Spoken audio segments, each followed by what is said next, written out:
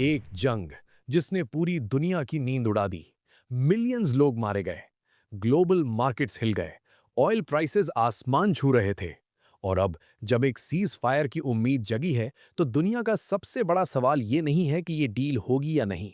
सबसे बड़ा सवाल ये है, ये डील कौन करवाएगा? अमेरिका? नहीं। पाकिस्तान? करीब, लेकिन नहीं। असली खिलाड़ी, वो जो शैडोज में बैठकर पूरी बिसात बिछा रहा है, वो है चाइना। उस रात की बात करो जब सीज फायर लगभग मर चुका था, डिप्लोमैट्स थक चुके थे, उम्मीदें टूट रही थीं, और ठीक उसी वक्त बीजिंग ने वो किया जो कोई नहीं कर सका। चाइनीज फॉरेन मिनिस्टर वांग ई ने कुछ ही दिनों में 26 कॉल किए, 26। चाइना का मिडिल ईस्ट एनवॉय खुद जलते हुए कॉन्फ्लिक्ट जोन्स में फिजिकली पहुंचा, और बंद कमरों में बीजिंग ने ईरान को वो बात मनवाई जो अमेरिका सालों से नहीं मनवा सका, प्रेलिमिनरी सीज फायर के लिए हाँ। एक पाकिस्तानी ऑफिशियल ने एएफपी को बताया, हमारी कोशिशें केंद्र में थीं, लेकिन ब्रेक थ्रू तब आई जब बीजिंग ने ईरानियंस को परसुएड किया। यहां तक कि खुद डोनाल्ड ट्रंप ने माना कि चाइना ने ईरान को निगोशिएटिंग टेबल पर लाने में रोल निभाया। लेकिन रुको, क्योंकि असली ट्विस्ट अभी बाकी है। ईरान अभी तक ऑफिशियली कंफर्म नहीं कर रहा कि वो इन टॉक्स में है। Iranian state media Flatley deny कर रही है कि कोई मिनिस्टर इस्लामाबाद पहुंचा है। तेहरान की एक ही कंडीशन है, पहले लेबनान में सीज फायर, तभी कोई बात। और इजराइल के पीएम नेतन्याहू खुलेआम कह रहे हैं, लेबनान में कोई सीज फायर नहीं है और स्ट्राइक्स अभी भी जारी हैं। स्ट्रेट ऑफ हॉर्मूज, दुनिया का वो चोक पॉइंट जिससे 20% ग्लोबल ऑयल गुजरती है, अभी भी ईरान के कब्जे में एक लोडेड वेपन की तरह है।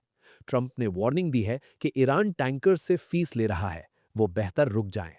और इस पूरी केओस के बीच मल्टीपल डिप्लोमैटिक सोर्सेज ने कंफर्म किया है कि चाइना को फॉर्मली रिक्वेस्ट किया गया है कि वो फाइनल पीस डील का गारंटर बने। गारंटर, मीडिएटर नहीं, गारंटर।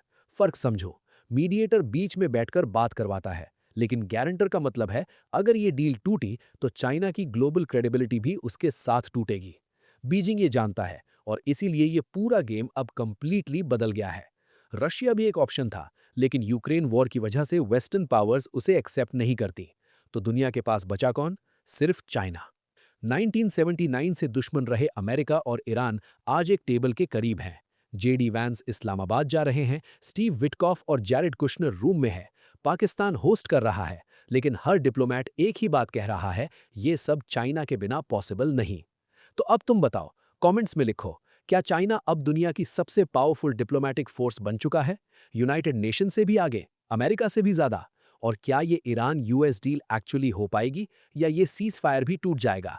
अपनी राय नीचे जरूर छोड़ो, और अगर ये वीडियो तुम्हें सोचने पर मजबूर कर गई तो अभी लाइक करो, अपने दोस्तों को शेयर करो और चैनल को सब्सक्राइब करो, क्योंकि ऐसी जियोपॉलिटिकल ब्रेकडाउन्स जो मेन स्ट्रीम मीडिया नहीं दिखाती, वो हम हर हफ्ते लेकर आते हैं।